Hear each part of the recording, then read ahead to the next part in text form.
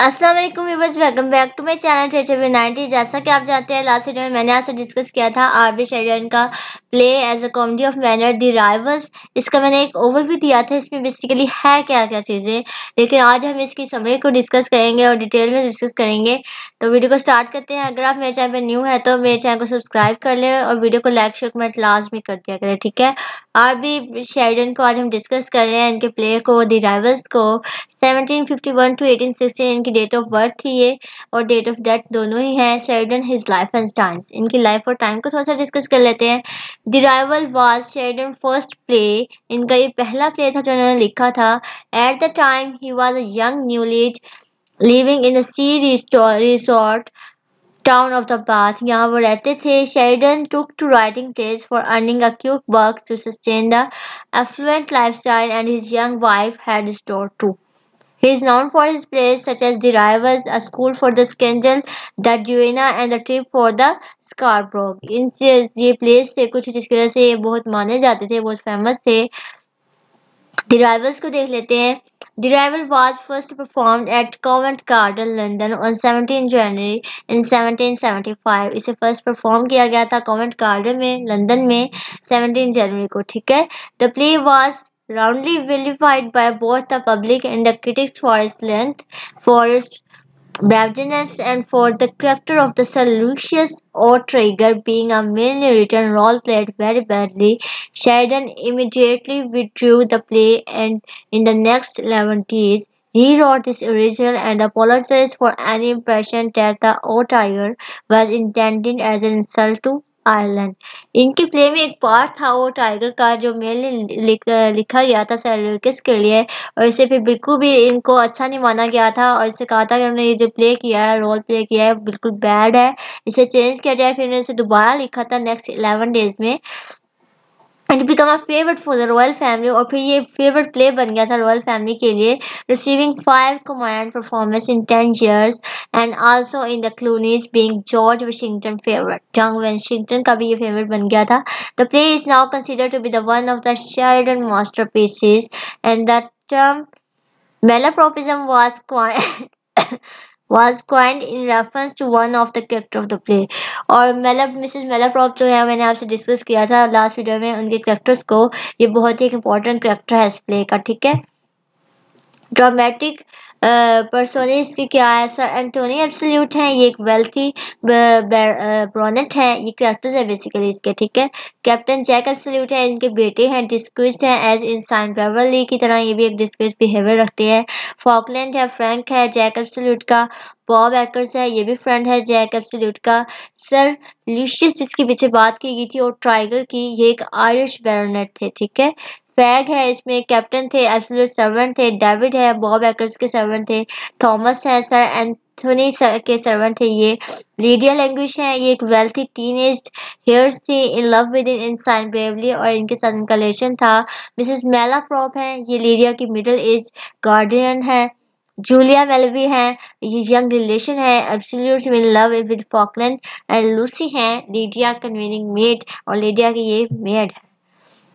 Bob acres and his servants, illustration bye Edwin Austin एबे, ये इनके सर्वेंट है और बॉब एकर्स को डिस्कस किया गया है इनकी पिक्चर्स में, ये आप देख सकते हैं। कॉमेडी ऑफ मैनर्स क्या होती है? The comedy of manner is a genre of the play which satirizes the manners and affectations of the social class or for the multiple classes, often represented by the stereotypical stock and characters such as the mild, glorious, boastful soldiers in ancient times, the fop and the rake during the restoration period, or an old person pretending to be young। ये एक genre होता है play का, इसमें स्ट्राई किया जाता है manners पे, affectations के, सोशल क्लास के, ठीक है, और डिफरेंट क्लासेस के।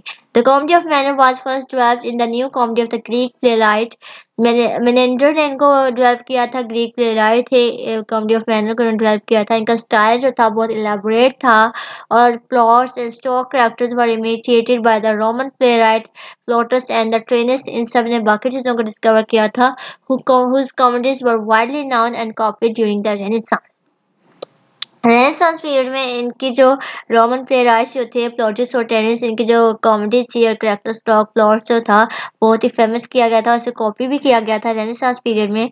The best known comedies of manners are however may well be those of the French playwright की बहुत ही बेस्ट नॉन कॉमेडीज हैं जो मॉलरे की, जिसमें स्टार किया गया था हाइपोक्रेसी पे और प्रिटेंशन पे of the ancient regime of in such place as a school for the wives, the misanthrope and the most famously taught.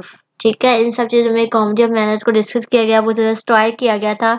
एक ये लिखा गया था 1662 में, और मेन थ्रॉप लिखा गया था, थ्रॉप लिखा गया था 1666 में, और लास्ट वन लिखा गया था 1664 में। डिराइवल्स को डिस्कस कर लेते हैं। The comedy of manner like a typical comedy of manner, the rival has a complicated plot. ये कॉम्प्लिकेटेड प्लॉट है। There are 3 love affair in it. इसमें 3 लव अफेयर्स हैं। The Absolute Lydia love affair, the Falkland Julia love affair, and the Mrs. Malaprop Seleucus love affair. All these love affairs have a parallel development, so that the interest keeps shifting from one love affair to other quite rapidly. Again, like a typical comedy of manner, the rival abounds in wit. The wit of the Captain Absolute, the wit of the Sir Anthony, the wit of the Sir Lycius Acres, and who are otherwise the targets of the play style, and Levin and the dialogues of the play, and add to its comic appeal. इन सब पर star किया गया है। ये Elsie Leslie as a little language in revivals, इनकी picture यहाँ एक शो की जा रही है, आप देख सकते हैं 1899 में। The portrait of the Lydia is a style on the romantic notions which young fashionable girls of the upper classes families of the time entertain. उन लोगों पर ये स्टाइल किया गया है इनके पोर्ट्रेट को एज एग्जाम्पल लेके। She is fond of reading romantic novels and stories fade on the such stories. She does not want a conventional and the routine kind of the wedding.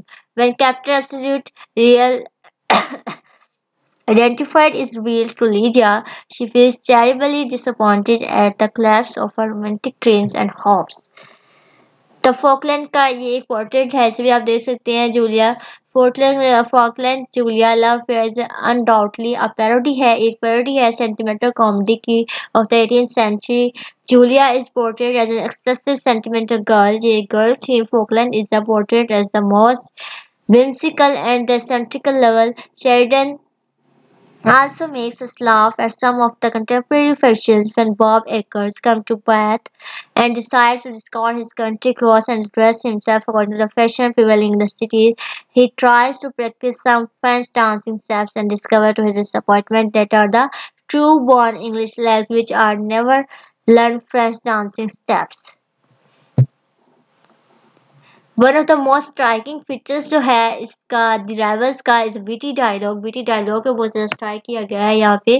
The manners in which sir Anthony snubs and scolds his son for disobeying his wishes. Captain Absolute dialogues with Mrs. Malaprop when he meets her first. Sir Lucius dealing with the actors in the rules of dueling are also witty. Humorous and the farcical situations are also generally found in the comedy of manners. Captain Absolute disguising himself as insane bravely and then unmasking himself when finally he has to face Lydia in his true character and example of such situations. Instead of moral sentiments, Sheridan provides quick and witty dialogues, fast-moving actions with highly comic situation, and above all, the absence of any complication of the conflict. So it was all about the comedy of the manner, the rivals by R.B Sheridan. So hope so कि आपको video की समझ लगी होगी। Video को like share comment लाजमी कर दिया करें और चैनल को सब्सक्राइब भी लाजमी कर लिया करें। अगर आप चाहते हैं कि आपको इन स्लाइड्स का लिंक चाहिए तो मैं वो भी डिस्क्रिप्शन में ऐड कर दिया करूँगी, लेकिन मुझे बताएं आपको इसका लिंक चाहिए या नहीं, मुझे कमेंट सेक्शन में बताया करें। अगर चाहिए तो मैं इसका लिंक लाजमी आपको प्रोवाइड कर दूँगी। और इसके इंपॉर्टेंट क्वेश्चन में जो आ जाता है वो हमारे पास इसके करैक्टर्स आ जाते हैं और इसके मेजर थीम्स वगैरह आ जाते हैं। ठीक है, ये इसके 2 इंपॉर्टेंट क्वेश्चन है, इससे ज़्यादा नहीं। तो नेक्स्ट वीडियो तक के लिए मुझे दें इजाज़त। अल्लाह हाफ़िज़।